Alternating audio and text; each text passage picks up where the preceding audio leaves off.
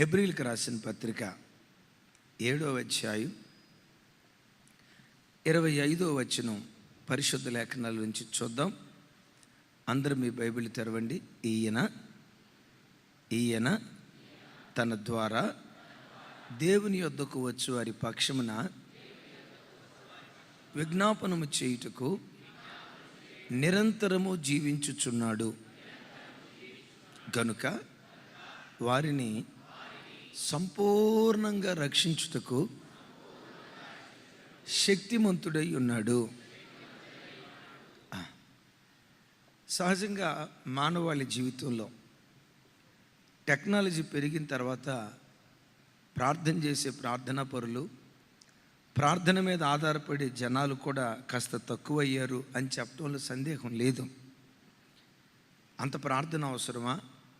21 రోజు, 40 రోజులు, 50 రోజులు ప్రొద్దున్నే ప్రార్థన చేయటం, రాత్రి ప్రార్థన చేయటం, ఇంత ప్రార్థన అవసరమా అని ప్రార్థనను గూర్చి కొంతమంది అవహేళనగా మాట్లాడే వ్యక్తులు లేకపోలేదు.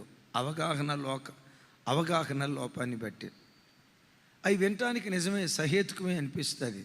ఇంత ప్రార్థనలో, ఎంత కడుపు చంపుకొని, ఎంత ఉపవాసాలు, 21 దినాలు పగలు రాత్రి ఇంత ప్రార్థనలో అవసరమా?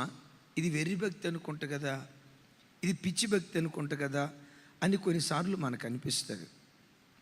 అది 100కి 150% తప్పు అని చెప్పడానికి ఈ మాట చూడండి. మన ఆరాధ్య దైవం ప్రభు అయిన యేసుక్రీస్తు వారి గురించి అపోస్తులైన పౌలు గారు ఇలా అంటాడు.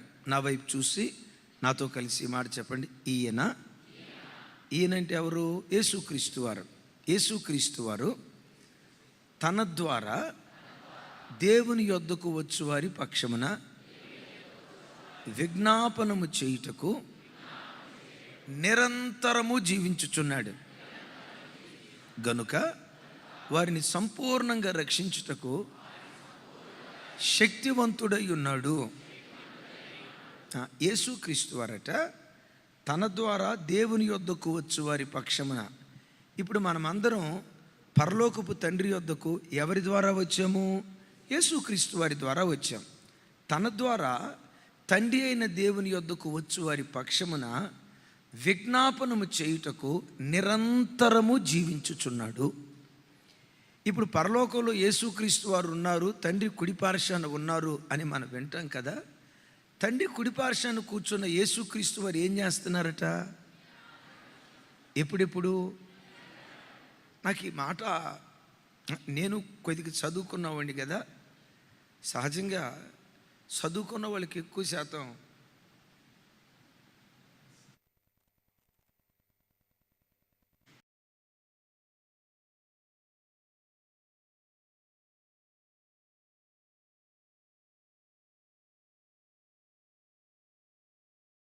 టెక్నాలజీ, టెక్నిక్, అది ఇది అని అంటారు. అయితే ఒకటి వినండి, యేసుక్రీస్తు వారు పరలోకంలో ఉండి నిరంతరము ఆయన మన కొరకు విజ్ఞాపన చేస్తూ ఉన్నాడు. యేసుక్రీస్తు వారే ప్రార్థన మీద ఆధారపడినప్పుడు సాధారణమైన మనుషులైన మనం ప్రార్థన మీద ఇంకెంత ఆధారపడాలో కదా. ఈ ఒక్క మాట చూడండి.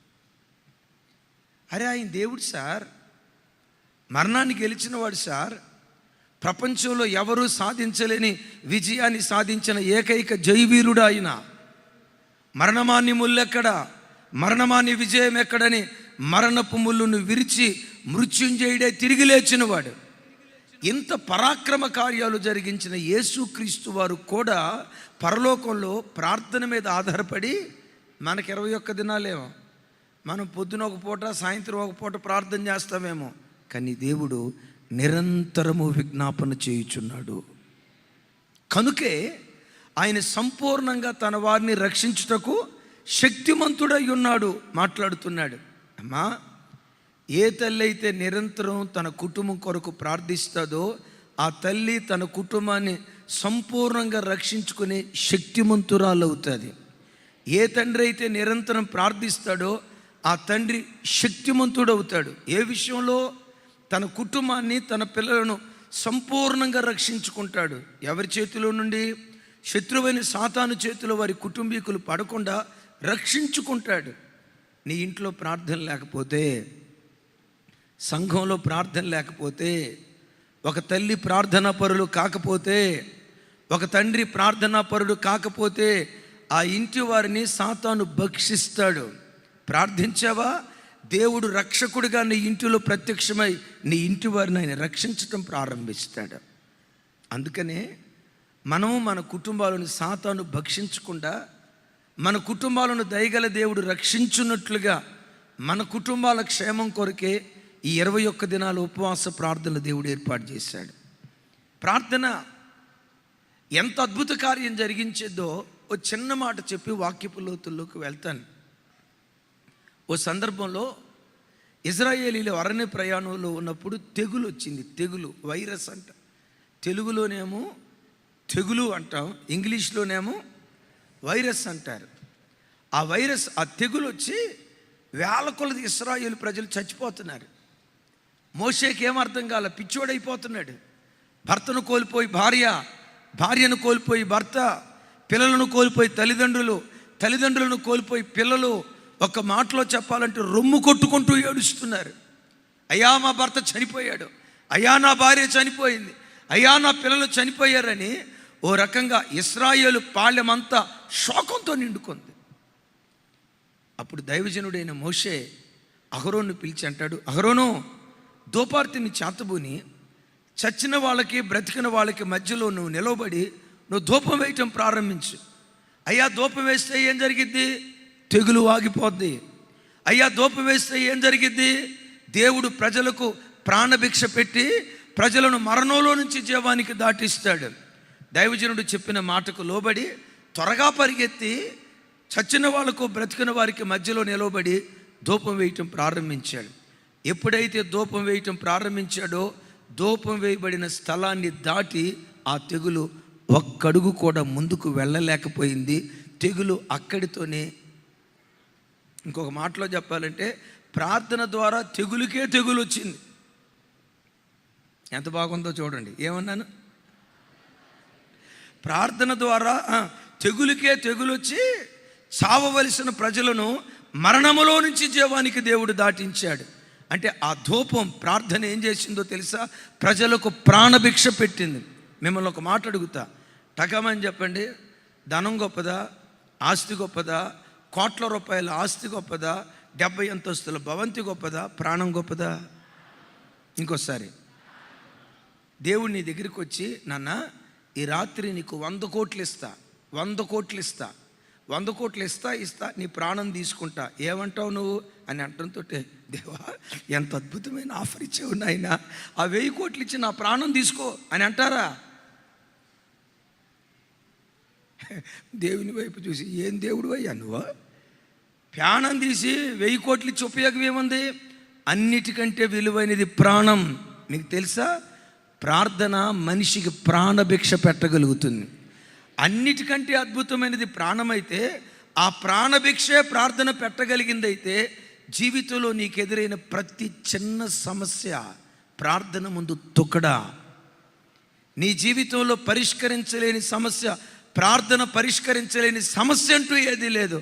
ఒక్క మాటలో చెప్పాలంటే భక్తుడు ఇలా అంటాడు, money makes many things but prayer makes everything. నువ్వు దేవుని సన్నిధిలో మోకాళ్ళుని ప్రార్థన చేయాలి, కానీ నీ ఇంటిని రక్షించుకునే శక్తిమంతురాలిగా నువ్వు మారిపోతావు.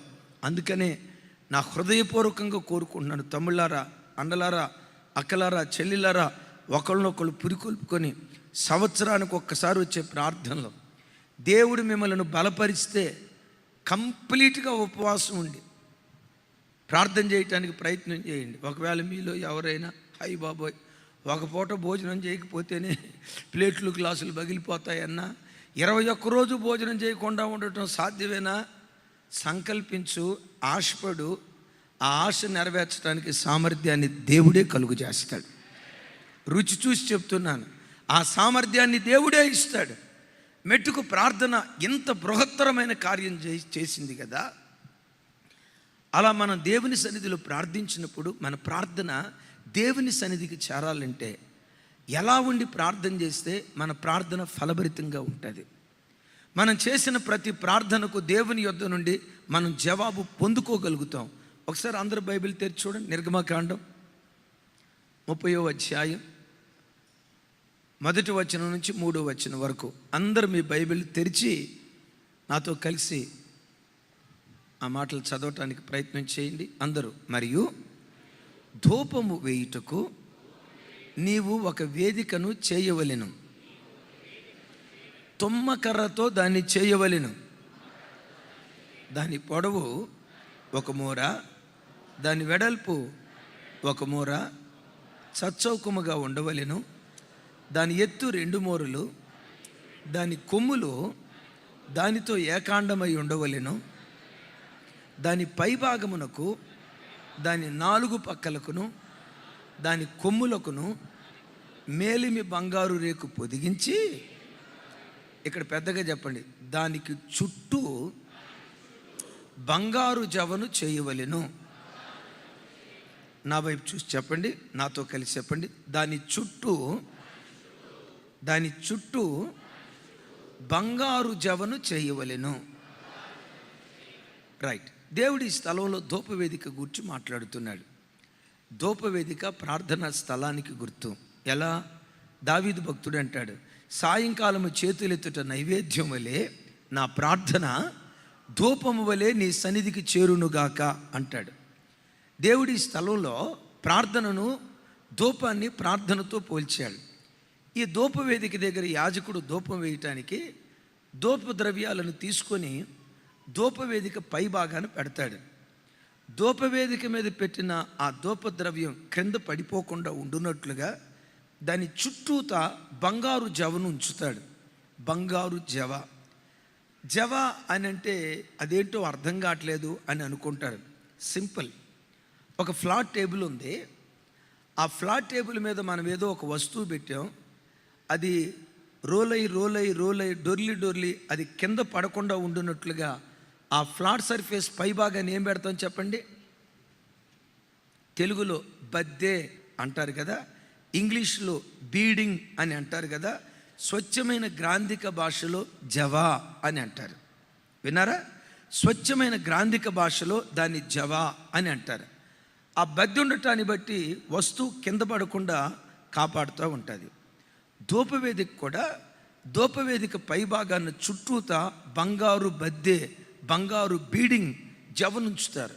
ఎందుకు ఉంచుతారు అంటే ధూపవేదిక మీద వేయబడిన ధూపద్రవ్యాలు నేలపాలు కాకుండా ఆ జవ జాగ్రత్తగా కాపాడుతుంది. దీని ఒక కోణంలో చెప్తాను. ఈ బద్దే ధూపద్రవ్యం కింద పడిపోకుండా కాపాడుతుంది అని విన్నాం కదా. ఇది మనకు నేర్పే పాఠం.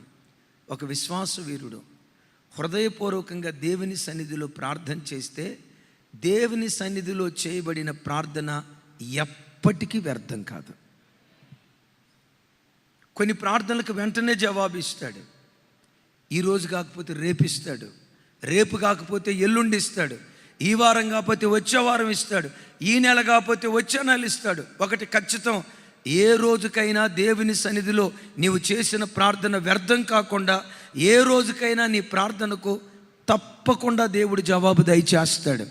నేను ఎప్పుడు చెప్తా కదా, దేవుడు ఎప్పుడైతే నీ జీవితంలో బిగబట్టాడో, ఆలస్యం చేశాడు అంటే ఒక అద్భుతమైన దాన్ని నీ ఒడిలో దేవుడు వేయబోతున్నాడు.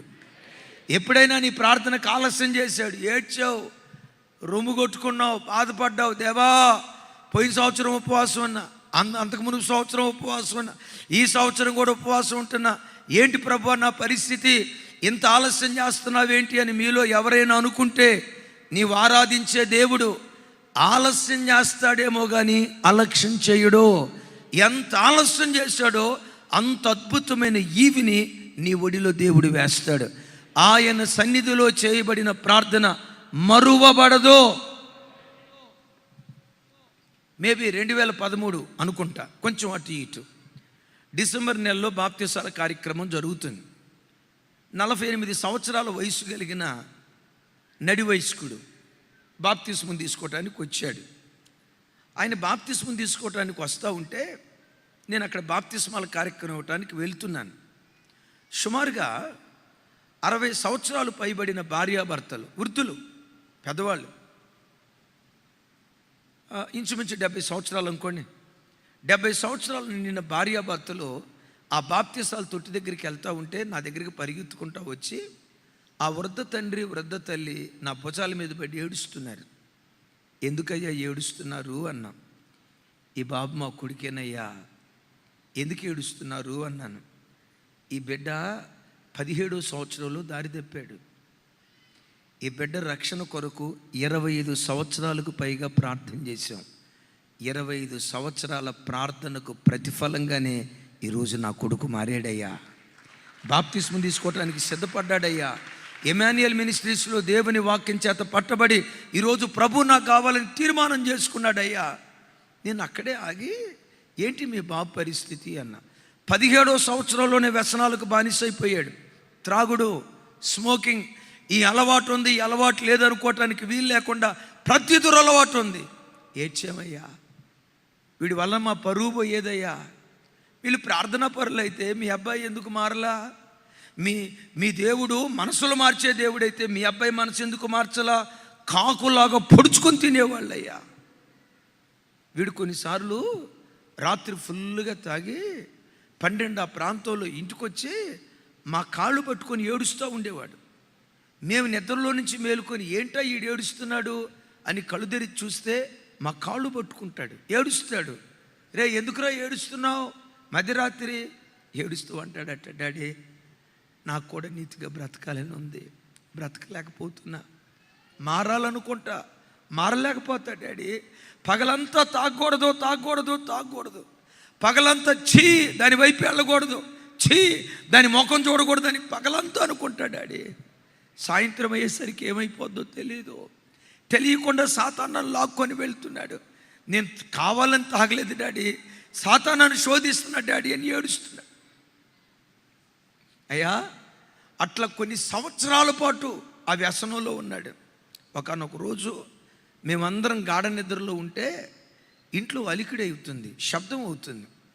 ఏంటా శబ్దం అవుతుందని ఆ రాత్రిపూట కళ్ళు తెరిచి చూస్తే మా కొడుకు మధ్యరాత్రి 1 గంట ప్రాంతంలో ఇంటిలో ఉన్న దూలానికి తాడుగట్టి తన మెడకు ఉరితాడేసుకొని ఆత్మహత్య చేసుకోబోతున్నాడు. మేము ఆ దృశ్యాన్ని కళ్ళతో చూసి తుల్లిపడి లేచి వాడి దగ్గరికి వెళ్ళి, రే నువ్వు తాగుబోతువైనా పర్వాలేదురా, తాగుబోతువైనా నిన్ను భరిస్తావురా, నీ భార్య అనాథ అయిపోద్ది, నీ పిల్లలు తండ్రి లేని పిల్లలు అయిపోతారు. వెంటనే ఆ బిడ్డ కాళ్ళ మీద పడి, డాడీ నేను మారాలనుకుంటున్నా, నేను ఒక మంచి బ్రతకాలనుకుంటున్నా. మీకేమో గ్రామంలో ఇంత మంచి పేరుంది, పేరు ప్రఖ్యాతులు కలిగిన వాళ్ళు, మిమ్మల్ని బట్టి మీ పేరు ప్రఖ్యాతులు మంట కలిసిపోతున్నాయి. నాలాంటి వాడు బ్రతికేదానికంటే చస్తే మేలని నేను ఆత్మహత్య చేసుకోబోతున్నాను డాడీ అంటే, వద్దురా పని చేయొద్దు, నువ్వు తాగుబోతువైనా పర్వాలా, నువ్వు ఇంట్లో ఉండాలి అని అంటూ ప్రార్థనలు ఆలకించే దేవుడు ఏదో ఒకరోజు నిన్ను తప్పకుండా మారుస్తాడు. మా ప్రార్థన ప్రభావం ద్వారా ఏదో ఒకరోజు నిన్ను దర్శిస్తాడని వాడు ఆ రోజుల్లో వాడిని బలపరిచయమయ్యా. 25 సంవత్సరాలు ప్రార్థన చేసి 25 సంవత్సరాల ప్రార్థన తర్వాత ఈరోజు మా కొడుకుని దేవుడు మార్చాడయ్యా. తల్లులు, చెల్లెళ్ళు, మీలో ఎవరైనా నా ప్రార్థన దేవుడు విన్నట్లేడు, నా దేవుడు నన్ను చిన్న చూపు చూశాడు, నేను అడిగింది ఒకటి, నా దేవుడు ఇచ్చింది ఒకటి, నేను ఆశించింది ఒకటి, నా దేవుడు నాకు ఇచ్చిన ప్రతిఫలం ఒకటి, ఎందుకో నా మీద దేవునికి మనసు లేనట్లుంది, నా ప్రార్థన పట్ల దేవునికి లక్ష్యం లేనట్లుంది.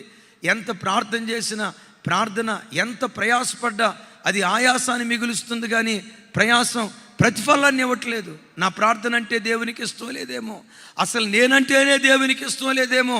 మీలో ఎవరైనా వేదనతో వస్తే, మీలో ఎవరైనా దుఃఖంతో వస్తే, నా ప్రార్థన దేవుడు పట్టించుకోడేమో, నా బతికింతేనేమో అని మీలో ఎవరైనా అనుకుంటే, నా ప్రభుని రుచి చూసిన సేవకుడిగా చెప్తున్నాను, చెల్లి నీ విషయంలో దేవుడు ఎంత బిగబట్టాడో బిగబట్టి తగిన కాలమందు నిశ్చయంగా దేవుడు గుప్పెలు విప్పుతాడు. నువ్వు అడిగిన దానికంటే, ఆశించిన దానికంటే, ఊహించిన దానికంటే అత్యధికమైన ప్రతిఫలం నీ ప్రార్థన ద్వారా నిశ్చయంగా దేవుడు అనుగ్రహించునుగాక. ఎందుకు అనుగ్రహిస్తాడో తెలుసా? ఈ దేవునికి పెట్టబడిన పేరు, సౌండ్ పెంచాలా, వినపడాల, ప్రార్థన ఆలకించువాడు, అంతేనా? ఈ దేవునికి పెట్టబడిన పేరు అడుగు వాటి కంటే, ఊహించు వాటి కంటే అత్యధికంగా దయచేసే దేవుడు. ఎంత గొప్ప దేవుడు నీకుండగా తమ్ముడా, నిన్ను నువ్వు పురికొల్పుకొని మిగిలిన రోజులన్నా ఒక్క రోజు కూడా మిస్ కాకుండా, జస్ట్ ఇంకా 12 రోజులు ఉంది, ఒక్క రోజు కూడా మిస్ కాకుండా నిన్ను నువ్వు ప్రోత్సహించుకొని ఉపవాస ప్రార్థనలో మనం పాలి భాగస్తులు మగుదుము కాక. సరే, దేవుని సన్నిధిలో చేయబడిన ప్రార్థన మరువబడదు, వ్యర్థం కాదు. అయితే మన ప్రార్థన వ్యర్థం కాకుండా ఉండాలంటే మన ధూపవేదిక చుట్టూత ఏం కట్టుకోవాలని చెప్పాను? బంగారు జావ. దానికి 4 మూలలు చచ్చౌకముగా ఉంది. 4 మూలలు, 4 మూలలు, 4 ఆత్మీయ అనుభవాలు. ఈ 4 ఆత్మీయ అనుభవాలు కలిగి నువ్వు ప్రార్థన చేస్తే నీ ప్రార్థనకు తప్పకుండా ఏదో ఒక రోజు నువ్వు జవాబు పొందుకుంటావు. ఏంటయ్యా ఈ 4 మూలలు ఉన్న 4 బంగారు జవలు, 4 అనుభవాలని చెప్పే కదా. మన ప్రార్థన వ్యర్థం కాకుండా ఉండాలంటే ప్రార్థనాపరుడికి ఉండాల్సిన మొట్టమొదటి బంగారు జవ సత్శీలత. ప్రార్థనాపరుడికి ఉండాల్సిన 2వ బంగారు జవ సదుద్దేశం. ప్రార్థనాపరుడికి ఉండాల్సిన 3వ బంగారు జవ సమాధానం. ప్రార్థనాపరుడికి ఉండాల్సిన 4వ బంగారు జవ సాత్వికం.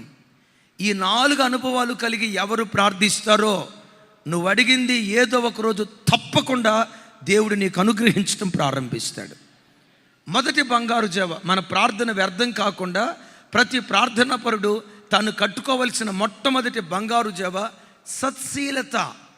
అంటే దీని అర్థం, పాపంలో ఉండి నేను ఎంత ప్రార్థన చేసినా నా ప్రార్థన దేవుడు ఆలకించలేడు. అపవిత్రతలో ఉండి నీవెంత ప్రార్థన చేసినా, దావీదు భక్తుడు అంటాడు కదా, ఆయన పాపుల మనవి అని రాసి ఉంది కదా. దావీదు భక్తుడు ఇలా అంటాడు, నా హృదయములో పాపమును లక్ష్యము చేసిన యొడల ప్రభువు నా మనవి వినకపోవును.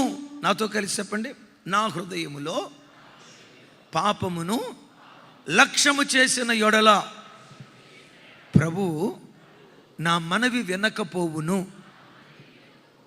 ఏం చేస్తే మనవి వినడట? తప్పు, ఆ మాట అర్థం అది కాదు. పాపం చేస్తే కాదు, హృదయములో పాపాన్ని లక్ష్యం ఉంచితే. శరీరంతో పాపం చేయాల్సిన అవసరంలా. సింపుల్. నీకు ఒక అబ్బాయి మీద మనసు ఉంది, శరీరంతో తప్పు చేయలే. నీకు ఒక అమ్మాయి మీద మనసు ఉంది, శరీరంతో తప్పు చేయలే. హృదయంలో మాత్రం ఆ అమ్మాయి అంటే ఒక దురభిమానం ఉంది, ఒక దురాలోచనతో కూడుకున్న మనస్తత్వం ఉంది. ఆ అమ్మాయిని గురించి దురాలోచనలు పెట్టుకొని నువ్వు 21 రోజులు కాదు 121 రోజులు ప్రార్థన చేయగాక నీ ప్రార్థన దేవుడు ఆలకించడు. ఒక తప్పుడు ఆలోచన వస్తుంది. తప్పుడు ఆలోచన వేరు, లక్ష్య పెట్టడం వేరు. తప్పుడు ఆలోచన వేరు, నా మాట అర్థమైందా? లక్ష్య పెట్టడం వేరు. ఒక వ్యక్తి పాపం మీద లక్ష్యం ఉంచితేనే ఆ ప్రార్థన దేవుడు ఆలకించడట. అమ్మా, అయ్యా, గడిచిన దినాల్లో నీ ప్రార్థన ఇట్లా దేవుడు లక్ష్యం ఉంచకపోవటానికి ఏ అవిధేయత నీలో ఉందో ఒకసారి కూర్చొని ఆలోచించు. ఏ పాపం నీలో ఉందో ఒకసారి ఆలోచించు. దేవునికి ఆయాస్కరమైన గుణాలు ఏవి నీలో ఉన్నాయో ఒకసారి ఆలోచించి వాటిని తొలగించుకొని నువ్వు ప్రార్థన చేయగలిగితే, యాకోబు పత్రిక చూడండి, అద్భుతమైన మాట. యాకోబు పత్రిక 5వ అధ్యాయం 16వ వచనం నుంచి 18వ వచనం వరకు నాతో కలిసి చెప్పండి. నీతిమంతుని విజ్ఞాపన మనఃపూర్వకమైనదై బహుబలము గలదై ఉండును. ఏలియా మన వంటి స్వభావం గల మనుష్యుడే. వర్షింపకుండునట్లు అతను ఆసక్తితో ప్రార్థన చేయగా 3.5 సంవత్సరముల వరకు భూమి మీద వర్షింపలేదు. అతడు మరలా ప్రార్థన చేయగా ఆకాశము వర్షమిచ్చెను, భూమి తన ఫలమిచ్చెను. చప్పలు కొడుతూ దేవునికి స్తోత్రాలు చెప్తాం. విన్నారా ఈ మాట? ఈ మాట పట్టుకొని, నీతిమంతుని విజ్ఞాపన బహుబలము గలదై ఉంటుంది. ఎలా ఉంటుందట? బలము గలదై అనలా. ఏమన్నాడు? ఎవరి ప్రార్థన బహుబలము గలదై ఉంటుంది? ఒక నీతిమంతుడి ప్రార్థన, నీతి కలిగిన వాడిగా నువ్వు బ్రతికి నీతియుక్తమైన జీవితంతో నువ్వు ప్రార్థన చేస్తే నీ ప్రార్థన బహుబలమైనది. ఎంత బలమైనది? ఏలియా గురించి చెప్తూ, ఏలియా ప్రార్థన చేసినప్పుడు ఆకాశం మొయ్యబడాలంటే మొయ్యబడింది. 3.5 సంవత్సరాలు తుంపరలు కూడా పడలా. 3.5 సంవత్సరాల తర్వాత అన్నాడు, ఆకాశమా తెరవబడునుగాక అన్నాడు. కొండపోత వర్షాన్ని కురిపించాడు. అంటే ప్రార్థనాపరుడు ప్రకృతిని కూడా శాసించగలడు. ప్రార్థనాపరుడు, ఒక నీతియుక్తమైన ప్రార్థనాపరుడు, ఇది మూయబడునుగాక అంటే మూయబడుతుంది, తెరవబడునుగాక అంటే తెరవబడుతుంది. అయ్యా విన్నారా? ఇది మూయబడునుగాక అంటే ఇది మూయబడుతుంది, అది తెరవబడునుగాక అంటే తెరవబడుతుంది. గడిచిన దినాల్లో ఏ మార్గాలు నీ బ్రతుకులు మూసుకుపోయాయి? ఏ ద్వారాలు మూసుకుపోయాయి? మంచి ఉద్యోగ ద్వారం మూసుకుపోయిందా? మంచి వ్యాపార ద్వారం మూసుకుపోయిందా? చక్కటి ఆర్థిక ద్వారం మూసుకుపోయిందా? ఆ అవకాశం దొరికినట్టే దొరికి నీకు దూరం అయిపోయిందా? ఏ మార్గం మూతవేయబడిందో నాకు తెలియదు, గ్రహించు. గడిచిన దినాల్లో ఏ మార్గం మూతవేయబడిందో నాకు తెలియదు. ఈరోజు నీ పాప నిమిత్తమై పశ్చాత్తాపడి దేవుని సన్నిధిలో ఒప్పుకొని ఈ దినం నుంచి నువ్వు నీతిగా బ్రతకటం ప్రారంభిస్తే మోయబడిన ప్రతి ద్వారం యేసు నామం పేరిటి ప్రార్థనల ద్వారా దేవుడు తెరుచునుగాక. మోయబడిన ప్రతి ద్వారాన్ని తెరుచునుగాక. నీకు విరోధంగా లేచిన ద్వారాలు దేవుడు మూసివేయునుగాక. అయితే ఎలాంటి స్థితిలో ఉండి ప్రార్థన చేయాలి ఒకసారి చెప్పండి. ఎంత నీతి కలిగి ప్రార్థన చేయాలి? యెషయా గ్రంథంలో చోట అంటాడు, ఇశ్రాయేలీయులారా, మీ చేతులు రక్తాపరాధపు చేతులుగా పెట్టుకొని, కీడు చేసే చేతులుగా పెట్టుకొని మీరు ఏడుస్తూ ప్రార్థన చేస్తున్నారు, రొమ్ము కొట్టుకుంటూ ప్రార్థన చేస్తున్నారు. మీరు ఎంత ఏడ్చి ప్రార్థన చేసినా మీ ప్రార్థన నేను వినను. ఏం చేస్తారయ్యా? మీ ప్రార్థన వినకుండా నా చెవులు మూసుకుంటా. మీరు ఎంత ఏడ్చినా మీ వైపు చూడకుండా నా కళ్ళు మూసుకుంటా. మీ వైపు నేను చూడను. ఎందుకు చూడరయ్యా? మీరు ప్రార్థన చేస్తున్నారు కానీ అపవిత్రతలో ఉండి ప్రార్థిస్తున్నారు. అలాగని అపవిత్రత అంటంతో అందరూ పెద్ద తప్పుల్లో ఉండరు. ఏమో ఇక్కడ కూర్చున్న వాళ్ళలో, లైవ్ చూస్తున్న కుటుంబాల్లో పెద్ద తప్పుల్లో ఉన్నారేమో నాకు తెలియదు. సహజంగా ప్రతిరోజు దేవుని వాక్యం వినే బిడ్డ చిన్న పొరపాట్లలోనే, ఆ చిన్న పొరపాట్లు మన ఆశీర్వాదానికి ఆటంకంగా ఉంటాయా? నా దైనందిన జీవితంలో జరిగిన ఒక కార్యం చెప్తాను. మేబీ అది 2005-06 ఆ ప్రాంతం, సూరారం ప్రాంతంలో విజిటింగ్కి వచ్చాం ఆటో మీద. షాపూర్లో ఉండేవాళ్ళం. అప్పుడు షాపూర్ వెళ్తూ ఉన్నాం. సరిగ్గా సాయిబాబా నగర్ చౌరస్తా ఉంది కదా, అక్కడికి వచ్చేసరికి ఆటో ఆగిపోయింది. నాకు తెలిసిన మెకానిజం చేశా, ఆటో స్టార్ట్ కాల. సాయిబాబా నగర్ చౌరస్తా నుండి జీడిమెట్ల బస్ డిపో వరకు ఆటో నెట్టుకుంటూ వెళ్తున్నా. వెనక దైవజనురాలు ఉన్నారు, నడుచుకుంటూ వస్తున్నారు, నేను నెట్టుకుంటూ వెళ్తున్నా. బండులు తోలేటప్పుడు చాలా సరదాగా ఉంటుంది. పంచర్ పడినప్పుడు తెలుస్తుంది. బుల్లెట్ ఉంటుంది చూసారా, అది పంచర్ అవటం అడవిలో పంచర్ కావాలి.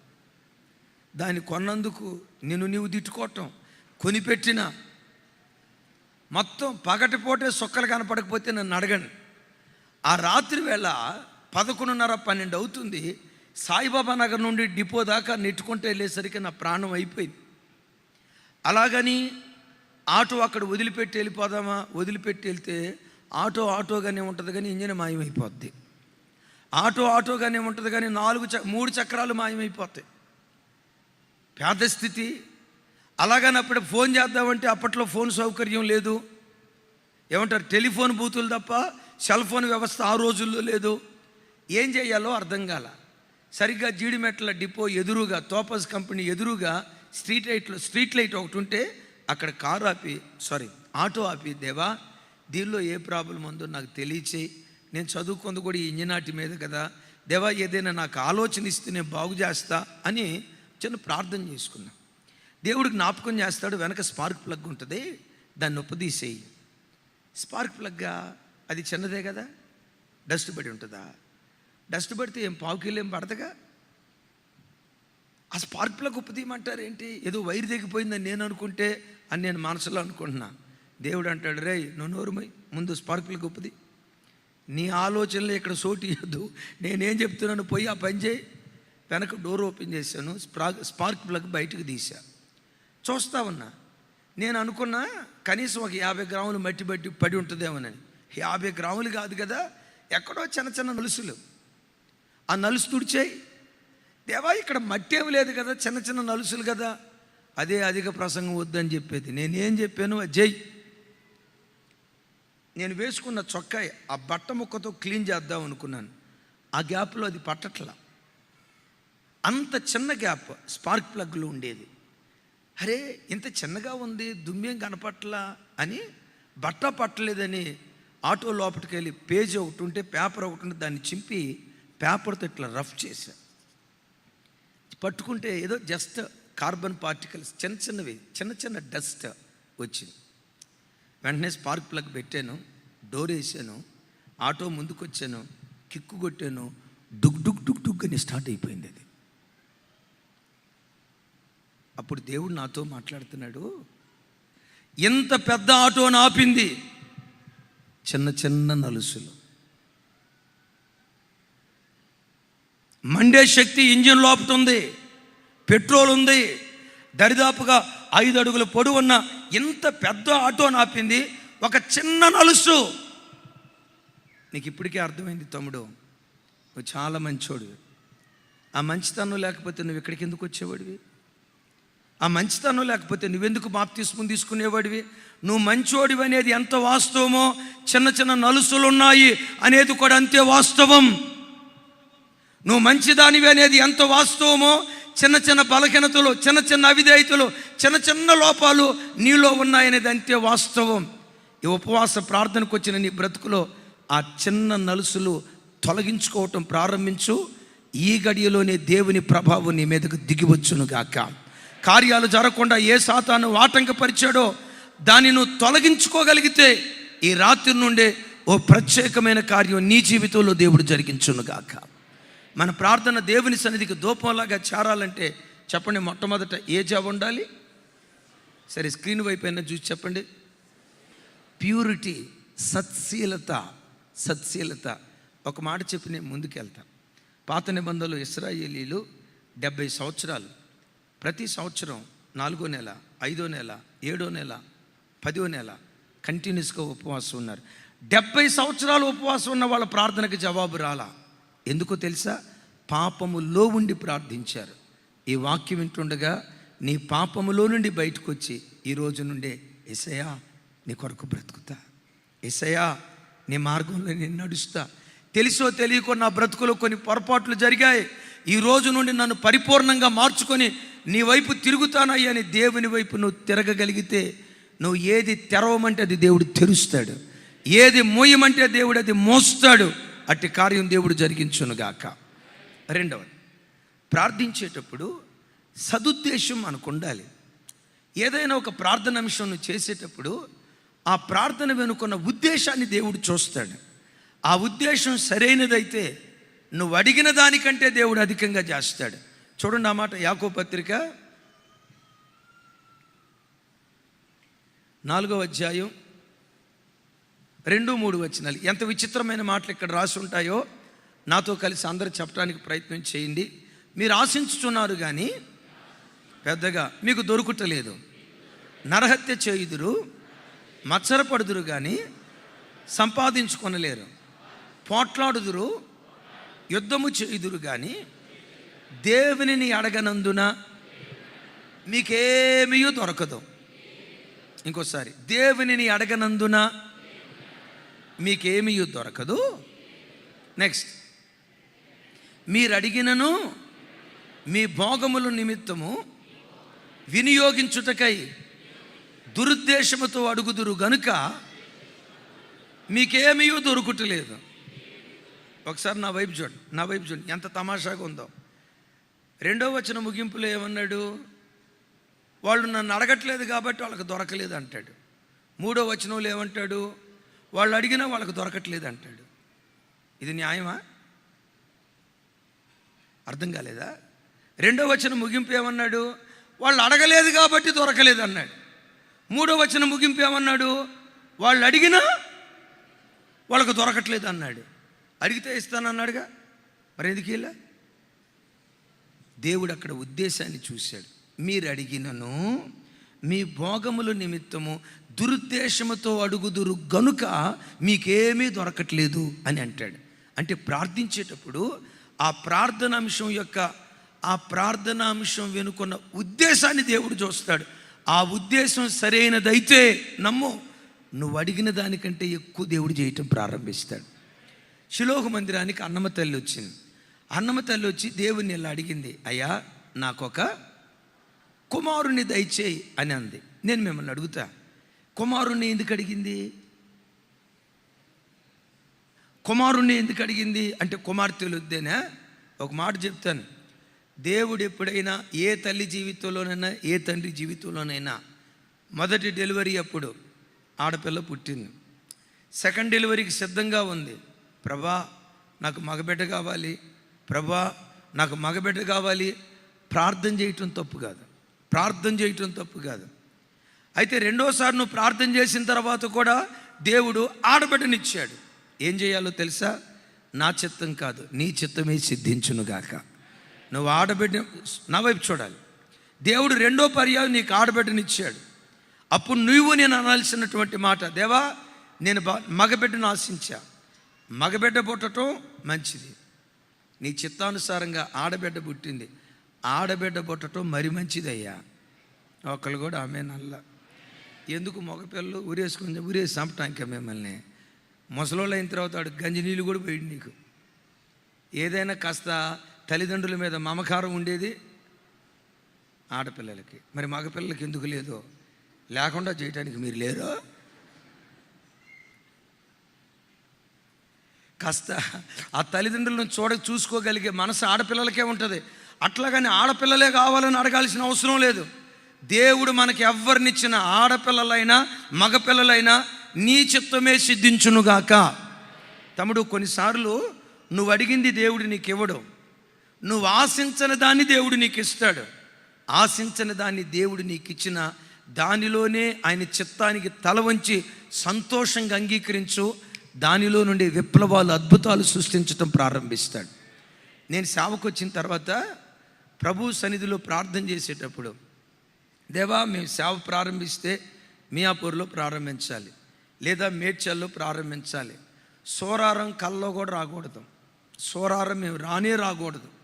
ఎక్కడికి తీసుకెళ్ళినా వెళ్తాం కానీ ప్రభా అనండి, ఏదో అన్నాను ఇప్పుడు అని అన్నా.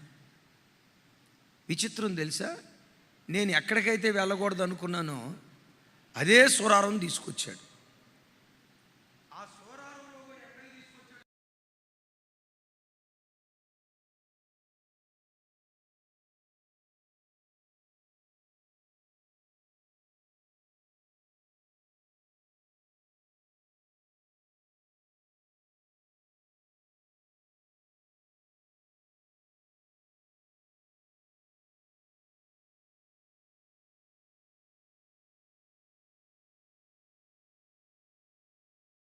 తొమ్మిదిలో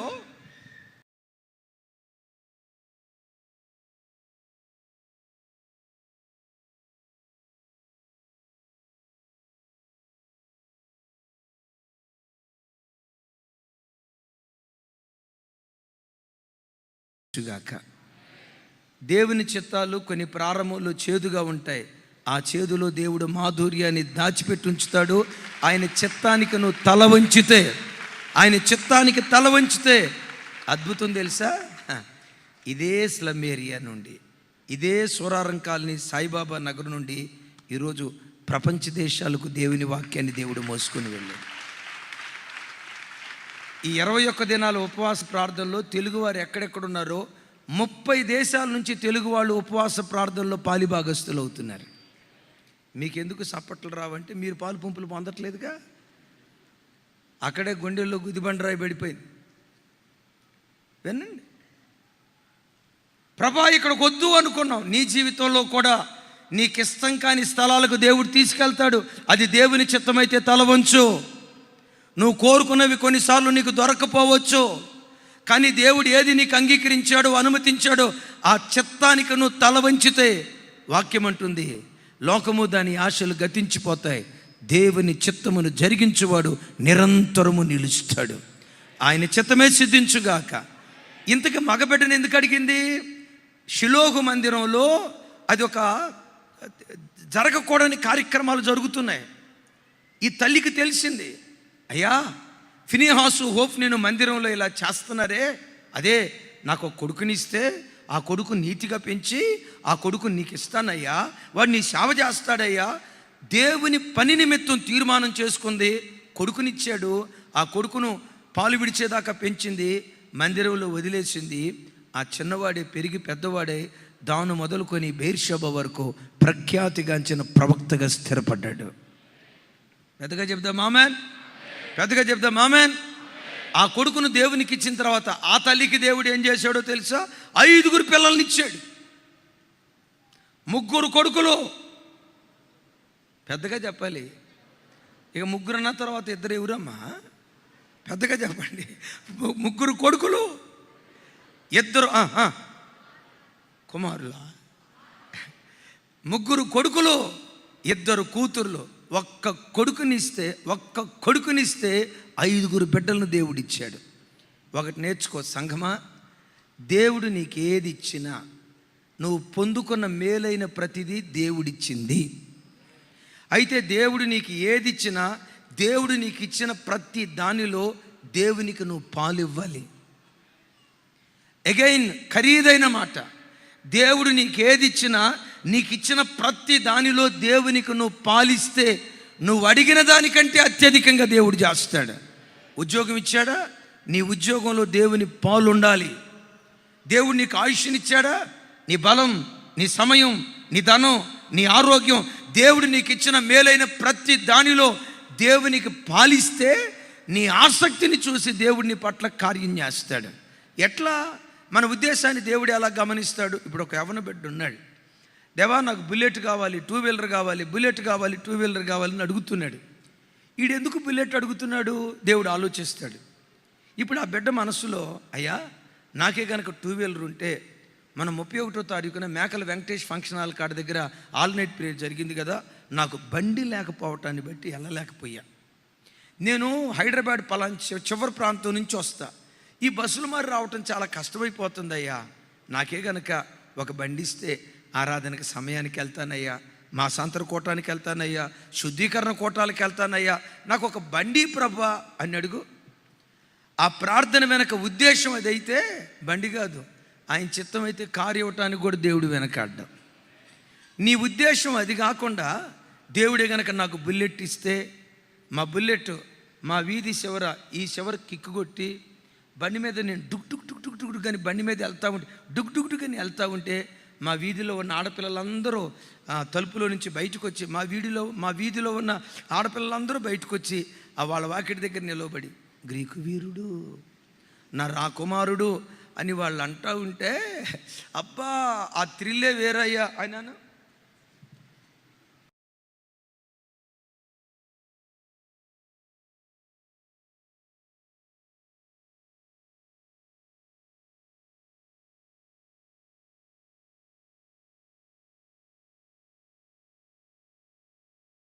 జనం నన్ను అది అనుకోవాలి, అది నీ ఉద్దేశం అయితే నువ్వు బుల్లెట్ అడిగితే చివరికి దేవుడు నీకు ఆమ్లెట్ కూడా ఇయ్యడు. దేవుడు తన చెయ్యి ముడుచుకుంటాడు, దేవా నాకేది ఇచ్చినా, ఆస్తి ఇచ్చినా, ఐశ్వర్యం ఇచ్చినా, ఆరోగ్యం ఇచ్చినా, బలం ఇచ్చినా, నాకు ఇచ్చిన ప్రతి దానిలో నీకు పాలిస్తా, నిన్ను పాలిభాగస్తుని చేస్తా, నీ మందిరపు పనికి నేను ఉపయోగపడతా. దేవునికి పాలివ్వు, 1 అడిగితే 6 ఇస్తాడు దేవుడు. పెద్దగా చెప్తాం ఆమెన్.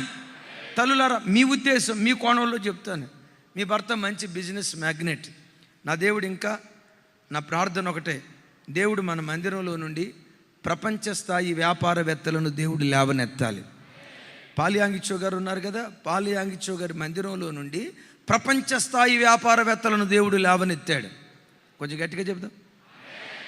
శాంసంగ్ కంపెనీ పేరు విన్నారా? వెంటవేంటి సార్ మేము వాడే ఫోనే అది ఎవరు తయారు చేసేది అనుకున్నారు? దక్షిణ కొరియా దేశం సియోల్లో ఈ దైవజనుడి మందిరానికి వెళ్ళే విశ్వాసులు, ఆ సంఘంలో గొప్ప గొప్ప వ్యాపారవేత్తలు ఉన్నారు. నా ప్రార్థన, దేవుడు అలాంటి గొప్ప వ్యాపారవేత్తగా దేవుడు నిన్ను ఆశీర్వదించునుగాక. నీ కడుపున పుట్టిన పిల్లలను దేవుడు అలా ఆశీర్వదించునుగాక. అలాంటి ప్రపంచ స్థాయి వ్యక్తులను మన సంఘంలో నుండి నీ కుటుంబంలో నుంచి దేవుడు లేవనెత్తునుగాక. అలా మంచి వ్యాపారవేత్త అయ్యాడు. దేవా, ఈ సంవత్సరం ₹1 కోటి మిగలాలి ప్రభా, మా ఆయన వ్యాపారంలో ₹1 కోటి మిగలాలి నాయన, ₹1 కోటి మిగలాలి ప్రభా అని ప్రార్థన చేశావు. దేవుడు ఆ ప్రార్థన వెనుకున్న ఉద్దేశం చూస్తాడు. మీరు బాగా ఈ మాట పట్టుకొని ఉద్దేశాన్ని చూస్తాడు. ఆ ప్రార్థన వెనుకున్న ఉద్దేశం, దేవా నాకే కనుక ₹1 కోటి ఈ సంవత్సరం మిగిలితే ఆ ₹1 కోటి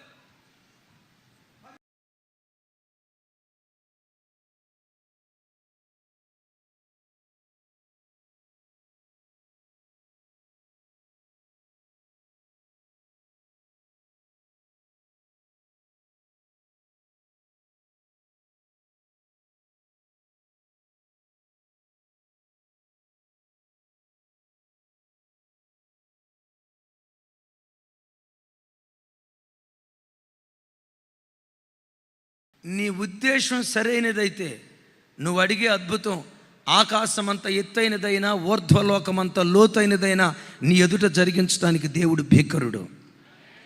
అయితే నీ ఉద్దేశం సరిగ్గా ఉండాలి.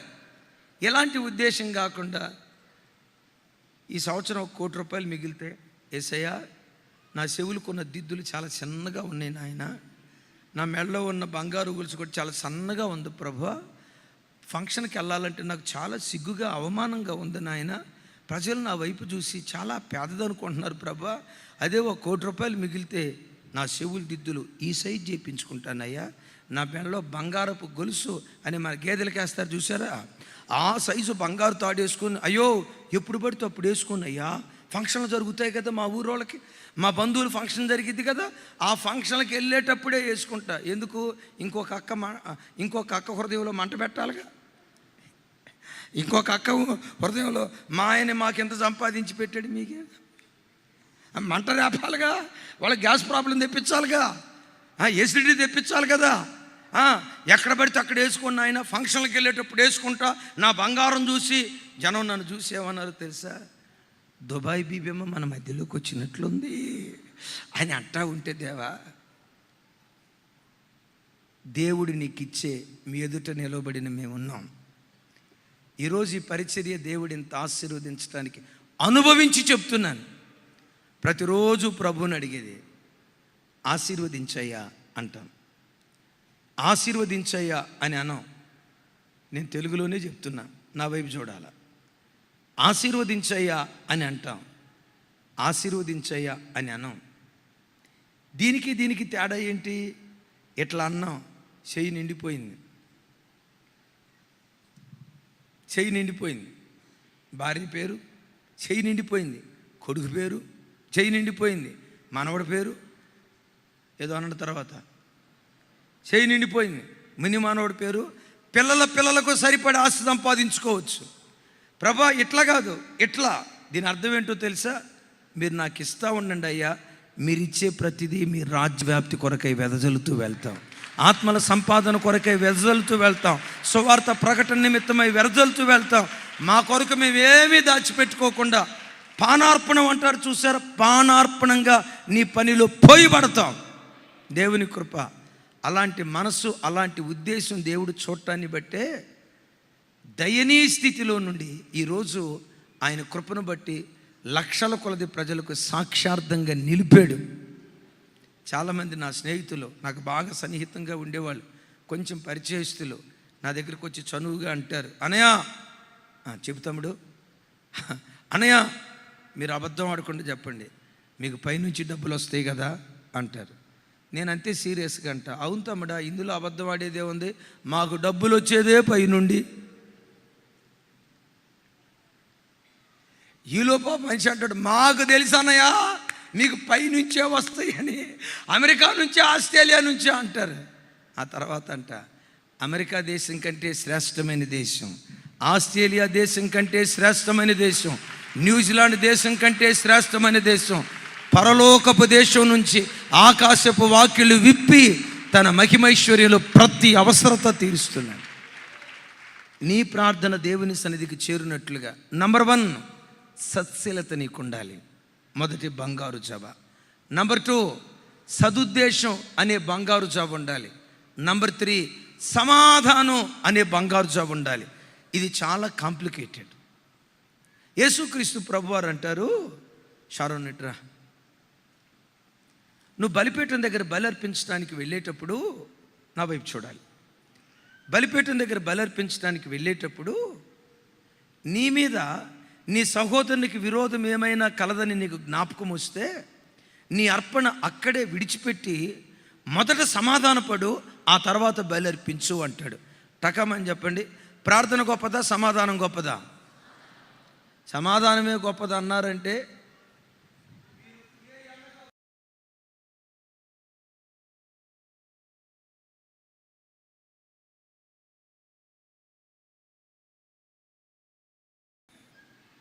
కాదు. నేను చెప్తాను చూడండి, సమాధానంతో కూడుకున్న ప్రార్థన గొప్పది. సమాధానంతో కూడుకున్న ప్రార్థన గొప్పది. విన్నారా? ప్రార్థించే ప్రార్థనా పరుడికి సమాధానం ఉండాలి. ఇప్పుడు చూడండి, ప్రభు అక్కడ అంటాడు, బలిపీఠం దగ్గర బలి అర్పించడానికి జెర్మియా అన్న వస్తున్నాడు. జెర్మియా అన్న మీద షారోనికి లోపట ఏదో ఉంది. మరి ఏముందో మనకు తెలియదు. ఉందా? ఈ తమ్ముడికి నా మీద ఏదో ఉంది, నాకు మాత్రం ఈ తమ్ముడి మీద ఏమి లేదు. నా కొడుకు కంటే ఎక్కువ, నా సొంత బిడ్డ నా కొడుకు కంటే ఎక్కువ, ఆ భావం నాకుంది. నేను మనస్ఫూర్తిగా షారోని ప్రేమించా, కానీ వీనికి మాత్రం నా మీద ఏదో ఒక చేదైన ఆలోచన ఉంది. ఇప్పుడు నేనంట, తప్పెత్తందా నాదే? నేను ఇతని నిష్కలంకంగా ప్రేమించాను సార్, ఇతని మీద నాకు ఏ చెడు భావన లేదు, కానీ ఈ వ్యక్తికి నా మీద చెడు భావన ఉంది. ఈ ఇద్దరిలో తప్పెవరిదందాం? అమెరికా వాళ్ళారా, మీకు తెలుగు అర్థమవుతున్నట్లేదు. సరే, ఇలా కూడా కాదు. సరే, నాకు ఇతని మీద ఏమీ లేదు సార్, కానీ ఇతనికి నా మీద ఉంది. ఇతనికి నా మీద ఉందన్న సంగతి నాకు తెలుసు, కానీ నాకు ఇతనికి ఏమీ లేదు, ఇతని మీద నాకేమీ లేదు. నేను వెళ్ళి ఆ వ్యక్తితో సమాధాన పడాలా? ఆ వ్యక్తి వచ్చి నాతో సమాధాన పడాలా? నాకేమీ లేదు కదా, నేను ఎందుకు వెళ్ళాలా? నాకేమీ లేదుగా, నేను అసమాధానంగా ఉంటే కదా సమాధాన పడేది. నాకు ఈయనతో సమాధానమే, సో ఈయనతో నాకేం పని అని నేను వెళ్ళొచ్చు. కానీ ప్రభు ఏమంటాడో తెలుసా?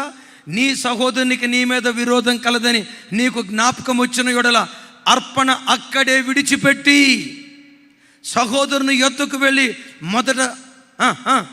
మొదట సమాధానపడి ఆ తర్వాత అర్పణ అర్పించు. నీ ప్రార్థన ధూపంలాగా దేవుని సన్నిధికి చేరుతుంది. బిడ్డ, నా వైపు చూడు. ఈ ప్రార్థనకి భర్తతో కొన్ని రోజుల నుంచి అసమాధానంగా ఉంటూ ప్రార్థనకు వచ్చావా? ఈ 21 దినాల ఉపవాస ప్రార్థనలో నీ ప్రార్థన దేవుడు అంగీకరించాలంటే ఈ వాక్యం విన్న తర్వాత యేసు నామములో నీ భర్తతో సమాధాన పడుదువుగాక. అయ్యా వినండి, ఒకవేళ నీ భార్యతోనో అత్తమామలతోనో ఎవరితోనైనా అసమాధానం నీకుంటే నీ ప్రార్థన దేవుడు అంగీకరించినట్లుగా, నీ ప్రార్థనకు దేవుడు జవాబు దయచేయనట్లుగా వారితో సమాధాన పడిన తర్వాత నువ్వు దేవుని సన్నిధిలో ప్రార్థన చేస్తే నీ ప్రార్థన ధూపంలాగా దేవుని సన్నిధికి చేరుతుంది. అయితే ఒక మాట నా వైపు చూడండి. మనుషులుగా మనం కలిసి ఉండేటప్పుడు, అమ్మ ఆ మైక్ పక్కకు తీసుకెళ్ళండి, అమ్మ అక్కడ వాలంటీర్స్ ఎవరో రైట్ నా వైపు చూడండి. మనుషులుగా మనం కలిసి ఉండేటప్పుడు చిన్న చిన్న మనస్మర్థలు వస్తాయా రావా? టకామని చెప్పండి. భార్యాభర్తల మధ్య మనస్మర్థలు వస్తాయా రావా? ఏం సైలెంట్ అయిపోయారు? అయ్యా మాకు వచ్చినాయి అన్న వాళ్ళు చేతులు ఎత్తండి. చేతులు ఎత్తలేదంటే మీ అంత అమ్మ సునీత ఏమి రాలేదురా, తమ్ముడు వచ్చాడా, సిటీ మరి తల్లి నీకు సాయంత్రం ఫోన్ చేద్దాం అనుకున్నాను తల్లి. సరే వినండి, చిన్న చిన్నవి ప్రతి ఒక్కరికి వస్తాయి. వచ్చినాయా లేవా? ఏమయ్యా నేను యేసు ప్రభుకు తమ్ముడిని, నాకెందుకు వస్తుంది? అది జనాలకేమో అన్నట్టుగా నువ్వు మీ బావగారు సైలెంట్గా ఉన్నారు. ఏమి రాలేదా? మరి వస్తే చెయ్యొద్దు.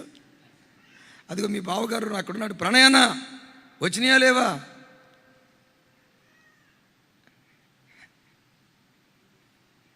మంటలే నీళ్ళు లేదు, గొడవలే నీళ్ళు లేవు. సహజం. కొంతమంది అంటారు అసలు భార్యాభర్తలు కొట్లాడుకున్నప్పుడే ప్రేమ ఎక్కువైపోద్దంట. అది ఒక మనకు అది కాదు సబ్జెక్టు. వినండి. ఎప్పుడైనా కొట్లాటలు మనస్మర్థలు సహజం. ఎప్పుడైనా ఎవరితోనైనా మనస్మర్థలు వస్తే సూర్యుడు అస్తమించే లోపే ఆ వ్యక్తితో సమాధాన పడాలి. సూర్యుడు అస్తమించే లోపు సమాధాన పడకుండా మొఖాలు పుచ్చకాయ అంత లావు పెట్టుకొని బలకరిస్తేనే నేను బలకరిస్తా, ఆయన బలకరిస్తేనే నేను బలుకుతా, తగ్గేదే లేదు. 3 రోజులు 4 రోజులు నేను మాట్లాడను, వారం రోజులు మాట్లాడను, దేవుడు దాన్ని అంగీకరించడో. మాట్లాడను నేను.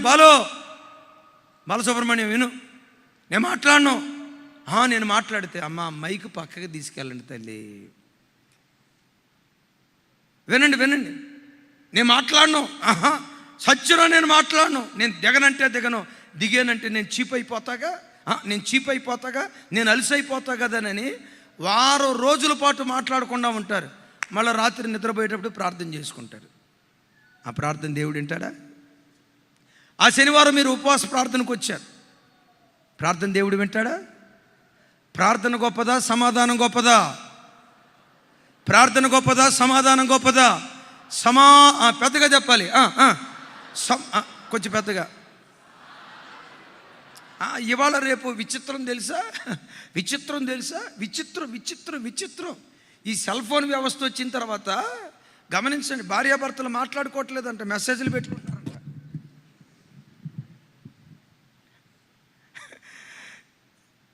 మీకు ఎక్కడో కనెక్ట్ అయినట్టుంది. మనోడు మెసేజ్ పెడతాడట, ఏమని? నాకు టీ పెట్టివు, అర్జెంటుగా టీ పెట్టివు అని అంటుందట, అని మెసేజ్ పెడతాడట. ఆ తల్లి టీ పెట్టుకొని వచ్చి ఆ తలుపు ఎదురుగా పెట్టి మెసేజ్ పెట్టిద్దట, టీ పెట్టి 5 నిమిషాలు అవుతుంది.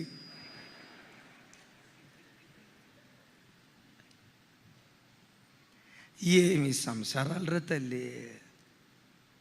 మీకు తెలుసా, భర్తతో సమాధాన పడకుండా ఆ రాత్రి నువ్వు పడకల మీదకి వెళ్తే దురాత్మని ఇంటిలోకి వస్తాడు. ఇంటి వారితో సమాధాన పడకుండా ఆ రాత్రి మీరు నిద్రకు విశ్రమిస్తే వాక్యం చెప్తుంది, సూర్యుడు అస్తమించే లోపే ఆ వ్యక్తితో నువ్వు సమాధాన పడాలి. సమాధాన పడకుండా 4 రోజులు 5 రోజులు బంధులు రాస్తా రోకోలు మొఖం ఎంత పెట్టుకొని పలకనంటే పలకను. గమనించండి, 3-4 రోజుల తర్వాత పలకకుండా ఉంటారా? ఆ తర్వాత పలుక్కునేదే కదా సుమన్. ఎందుకు గొడవ?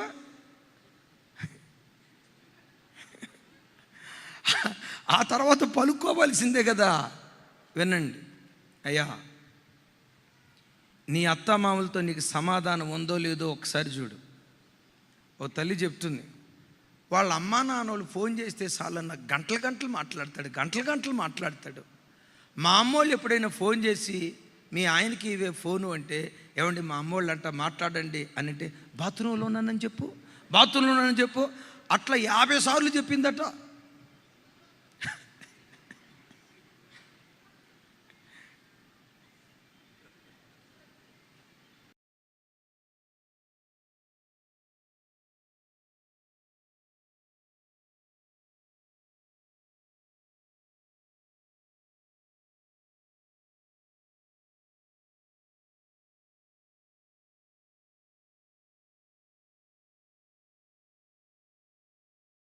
ఎవరు అని అన్నాడట.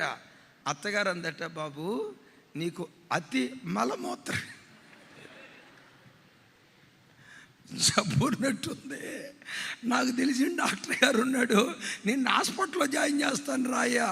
వినండి, 24 గంటలు మీ అమ్మోళ్ళతో ఉంటావుగా, భార్య తరపులతో మాట్లాడకపోతే నువ్వే మనిషి? ఏమా, మీరు ఉపవాస ప్రార్థనకు వస్తున్నారు, 21 రోజు ప్రార్థనకు వస్తున్నారు. నీ అత్తతోనే నీకు సమాధానం లేకపోతే, నీ కోడలతోనే నీకు సమాధానం లేకపోతే, సమాధానం లేకుండా మనం ప్రార్థన చేసి ఆ ప్రార్థన దేవుని సన్నిధికి చేరుతుందా? నీ దేవుడు ప్రార్థనలు ఆలకించేవాడు. అడిగిన దానికంటే, ఊహించిన దానికంటే అత్యధికంగా కార్యాలు చేసే దేవుడు. దేవుడు అలా కార్యాలు చేయనట్లుగా నీ ధూపవేదిక చుట్టూత నంబర్ 1 సత్శీలత అనే బంగారు జవ. 2వది నోరు తెరవాలి, సదుద్దేశం అనే బంగారు జవ. మూడవది సమాధానం అనే సమాధానం అనే బంగారు జవ. ఆఖరి బంగారు జవ సాత్వికం. చెప్పండి. ప్రార్థించే ప్రార్థన పరుడు ఎప్పుడు సాత్వికుడుగా ప్రార్థించాలి.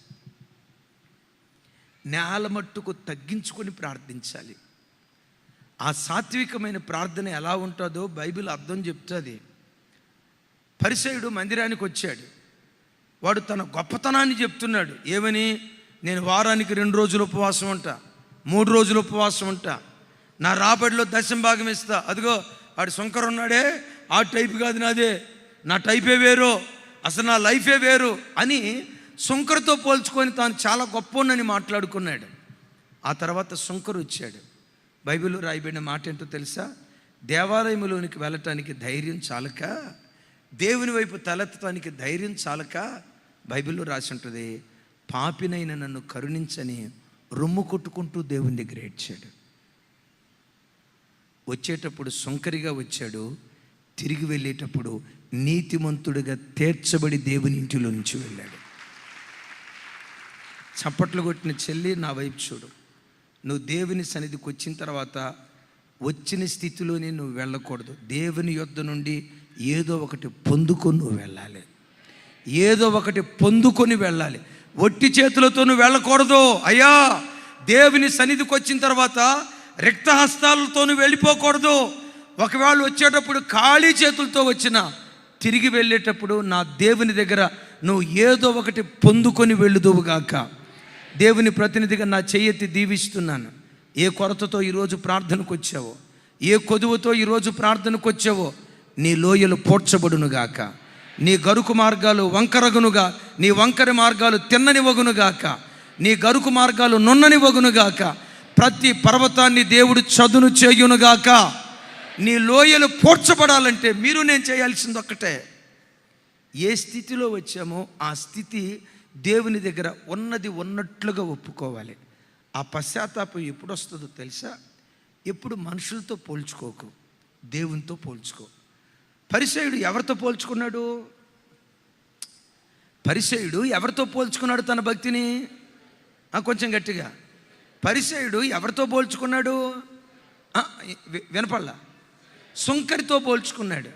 నేనంట, ఎప్పుడు మనుషులతో పోల్చుకోకు, దేవునితో నువ్వు పోల్చుకో. నీ భక్తిని దేవుని ఎదుట పెట్టు, నీ పవిత్రతను దేవుని ఎదుట పెట్టు. నీ నీతియుక్తమైన జీవితం, నేను చాలా నీతి కలిగిన వాడిని అని అనుకుంటున్నావు కదా, మా ఫ్యామిలీ చాలా మంచి ఫ్యామిలీ అని అనుకుంటున్నావు కదా, మా కుటుంబం చాలా భక్తి కలిగిన కుటుంబం అనుకుంటున్నావు కదా, మంచిదే. నేను భక్తి కలిగిన కుటుంబాలు కాదు అని అంటలేదు. అయితే నీ నీతిని దేవుని దగ్గర పెట్టు. వాక్యంలో ఏమని రాస్తుందో తెలుసా? మనుషుని యొక్క నీతి క్రియ దేవుని ఎదుట మురికి గొడ్డ. నేనంటా సార్, నీతి క్రియ మురికి గొడ్డ అయితే మరి నీతి లేని క్రియ? మనలో అన్ని నీతి క్రియలే ఉన్నాయా? నీతి క్రియలు ఉన్నాయి అనేది ఎంత వాస్తవమో, నీతి మాలిన క్రియలు ఉన్నాయి అనేది కూడా అంతే వాస్తవమే కదా. నీ నీతి క్రియ దేవుని ఎదుట మురికి గుడ్డ అయితే నీతి లేని జీవితం. అసహ్యంగా దేవునికి నువ్వు కనపడతావు, అపవిత్రంగా దేవునికి కనపడతావు. అప్పుడేం చేయాలి? మనుషులతో పోల్చుకోకు, నా వైపు చూడాలి. హల్లెలూయా. ఎవరితో పోల్చుకోకూడదు? చిన్నోడు నువ్వు ఇట్రారా, నువ్వే ఇట్రా.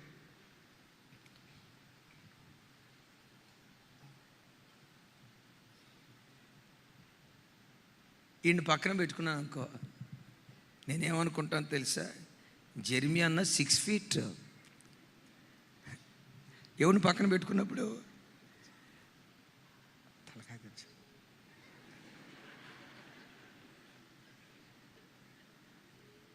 ఈ చిన్నపిల్లోడు పక్కన నిలబెడితే, మనది 6 feet, మన హైట్ మామూలు హైట్ కాదు. అదే మన రాజశేఖరయ్య గారు గొలియాత్ అని పేరు పెట్టాడు ఒకడికి. అదిగా మనోడు పక్కన నిలబడితే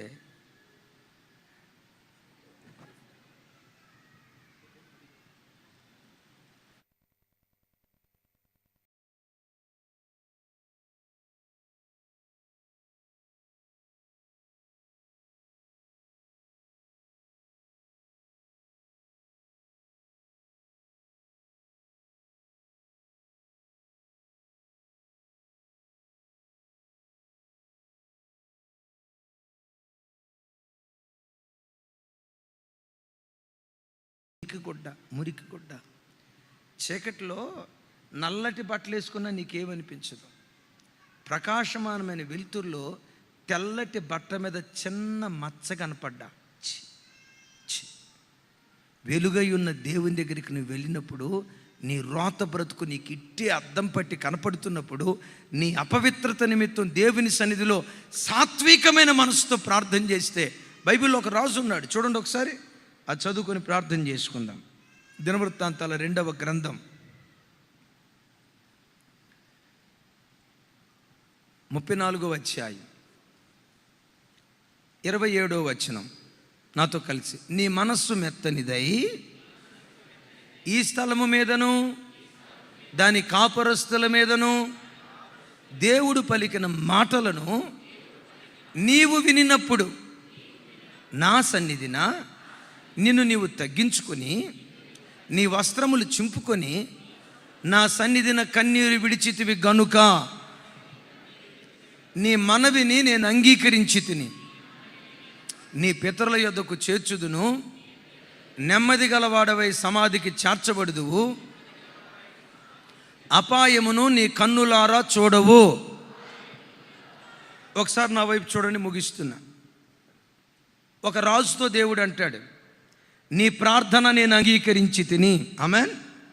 మరొకసారి, నీ ప్రార్థన, నీ మనవి నేను ఆలకించి తిని. అమ్మా, 21 దినాల ఉపవాస ప్రార్థనలో నువ్వు దేని కొరకు నువ్వు ప్రార్థన చేస్తున్నావో నీ మనవిని దేవుడు అంగీకరించునుగాక, నీ ప్రార్థన దేవుడు అంగీకరించునుగాక. నువ్వు అడిగిన దానికంటే దేవుడు అత్యధికమైన కార్యాలు తన మహిమ కొరకు చేయునుగాక. అయితే ఇతని ప్రార్థన దేవుడు ఆలకించడానికి కారణం ఏంటంటే, దేవుని మాట విన్నప్పుడు ఏం చేస్తున్నాడు? బట్టలు చింపుకొని ఏడుస్తున్నాడు, బట్టలు చింపుకొని కన్నీళ్లు గారుస్తున్నాడు.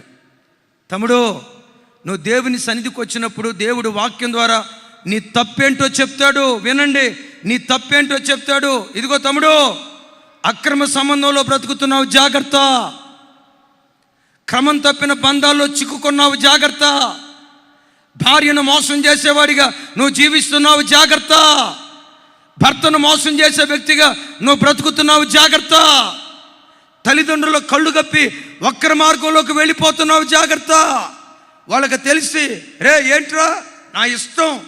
ఆ తల్లిదండ్రులు ఏమీ చేయలేక అచేతన స్థితిలో కుటుంబ గుట్టు బయట పెట్టలేక చచ్చిన పేరులాగా మౌనంగా ఉన్నారేమో. విను, తల్లిదండ్రులు మౌనంగా ఉన్నారేమో, భర్త చేతగాని వాడే మౌనంగా ఉన్నాడేమో, భార్యకు దిక్కు లేక నువ్వు చేసే దురాఘాతాన్ని చూసి ఏమీ చేయలేక నిశ్శబ్దంగా ఉన్నాయేమో, ఆ తల్లి ఏమీ చేయలేక మౌనం అయిపోయిందేమో, ఆ తల్లి మౌనంగా ఉంటుందేమో. నా దేవుడు మౌనంగా ఉండడు, జాగ్రత్త. నేను ప్రకటించే నా దేవుడు మౌనంగా ఉండడు, జాగ్రత్త. ఒకవేళ నువ్వు చేసే పనిని బట్టి భర్తే మౌనం అయిపోయాడేమో, చేతగానోడు అయిపోయాడేమో, తల్లిదండ్రులే ఏం చేయలేక చేతులెత్తి మౌనం అయిపోయారేమో. విను, పాపాన్ని సహించలేని దేవుడు, అపవిత్రతను సహించలేని దేవుడు, దుర్నీతి సంబంధమైన కార్యక్రమాలు సహించలేని దేవుడు. నీ మీద దేవుడు తన ఉగ్రత కొమ్మరించక మునిపే ఈరోజు ప్రభు మాట్లాడుతున్నాడు, మారు. దేవుడు నీతో మాట్లాడుతున్నాడు, మారు. ఆ మాట అనటంతో రాజు ఏం చేశాడో తెలుసా? రొమ్ము కొట్టుకుంటూ దేవుని దగ్గర ఏడ్చాడు. సార్, అట్లాగని రాజు తప్పు చేయలేదు. ఇక్కడ దేశం తప్పు చేస్తే దేశపు స్థానంలో తాను నిలబడి పశ్చాత్తాపడి దేవుని సన్నిధిలో ఏడుస్తూ ఉంటే అప్పుడు అంటాడు, నా మాట విని నా సన్నిధిలో నువ్వు కన్నీళ్లు రాల్చితివి కనుక. ఆమేన్. ఎప్పుడు కన్నీళ్ళు రాల్చాడు ఒకసారి చెప్పండి, కొంచెం గట్టిగా. ఎవరు మాట విని? కొంచెం గట్టిగా. ఒక మాట అడుగుతా, తల్లి, ఎప్పుడైనా ఆదివారం మందిరానికి వచ్చినప్పుడు దేవుడు వాక్యం ద్వారా నీ తప్పు తెలియచేసినప్పుడు దేవుని దగ్గర ఏడ్చిన జ్ఞాపకం నీకుందా? నేను ఈ స్థితిలో ఉన్నా యేసయ్య, అది నన్ను గూర్చే, అది నన్ను గూర్చే, అది నా బ్రతికే, ఆ రోత బ్రతుకు నాలోనే ఉంది. ఏడ్చిన జ్ఞాపకం ఉందో లేదో ఒకసారి ఆలోచించండి. మీరున్నారు, మీరు ఎప్పుడు బాగా ఏడుస్తారో చెప్పంటారా? ఎప్పుడు బాగా ఏడుస్తారంటే, వాక్యం విన్నప్పుడు ఏడ్చేవాళ్ళు ఉన్నారు, నేను లేరన్నా మీ భక్తిని కించపరచను. ఎప్పుడు బాగా ఏడుస్తారంటే, ప్రొద్దున్నే భర్త డ్యూటీకి వెళ్ళేటప్పుడు పెట్టమని 2 దెబ్బలు కొట్టి వెళ్తాడు చూసారా, ఇక అప్పుడు ప్రార్థన గదిలో మోకరిస్తే ట్యాప్ ఓపెన్ చేసినప్పుడు నీళ్ళు బడబడబడబడ కడతాయి కదా, భర్త కొట్టినప్పుడు కాదు ఏడవలసింది, ఎగ్జామ్లో ఫెయిల్ అయినప్పుడు కాదు ఏడవలసింది, కోరుకున్న మార్క్స్ రానప్పుడు కాదు ఏడవలసింది, ఎగ్జామ్లో క్వాలిఫై కాలేదని కాదు ఏడవలసింది, అనుకున్న ఉద్యోగం రాలేదని కాదు ఏడవలసింది, ఆరోగ్యం బాగాలేదని కాదు, ఆర్థిక స్థితిగతులు బాగాలేదని కాదు. క్రైస్తవుడు తన ఆధ్యాత్మిక జీవితంలో ఏడవలసింది తన పాపము నిమిత్తమై ఏడ్చేవాడై ఉండాలి, తన అపవిత్రత నిమిత్తమై ఏడ్చేవాడై ఉండాలి, వాక్యం విన్నప్పుడు ఏడ్చేవాడై ఉండాలి. ఏడ్చాడు, ఏడ్పు విని అంటాడు, యోషియా 3 వాగ్దానాలు నీకు ఇస్తున్నా. నంబర్ 1, నీ బ్రతుకు దినములలో ఏ అపాయాన్ని నీవు చూడవు. 2వది, నువ్వు బ్రతికిన కాలమంతా నెమ్మదిగా బ్రతుకుతావు. 3వది, నువ్వు చనిపోయిన తర్వాత పితరులున్న పరలోక రాజ్యానికి నువ్వు చేర్చబడతావు. ఇంతకు మించిన ఆశీర్వాదం ఏముంది? నా చేతులెత్తి దీవిస్తున్నా, ఈ 3 దీవెనలు నీకు, నీ పిల్లలకు, నీ పిల్లల పిల్లల తల మీద నా దేవుడు కుమ్మరించునుగాక, నా దేవుడు కుమ్మరించునుగాక. అలా దేవుడు చేయాలంటే చెప్పండి, మన ప్రార్థనా ధూపం చుట్టూతో ఏం వేసుకోవాలి? థామస్ తమ్ముడు నిజామాబాదు, ఇంకా నువ్వు నిజామాబాద్లో ఉన్నావే, మీరు చూడండి, చుట్టూతో ఏం వేసుకోవాలి? బంగారు జవ. మొదటి బంగారు జవ సత్శీలత, నోరు తెరవండి. 2వ బంగారు జవ సదుద్దేశం. 3వ బంగారు జవ, 4వది సాత్వికం. ఈ 4 అనుభవాలు ఆభరణాలుగా ధరించుదాం. మీరు భూమి మీద బ్రతికిన దినాల్లో మీ కళ్ళతో మీరు అపాయం చూడకుందురుగాక. బ్రతికిన కాలం అంతా నెమ్మదిగా జీవించే జీవితాన్ని నా దేవుడు వరంగా మీకు అనుగ్రహించునుగాక. ఇక్కడ కళ్ళు మూస్తే పరలోకంలో పితరులున్న స్థలంలో కళ్ళు తెరిచే భాగ్యం దేవుడిచ్చునుగాక.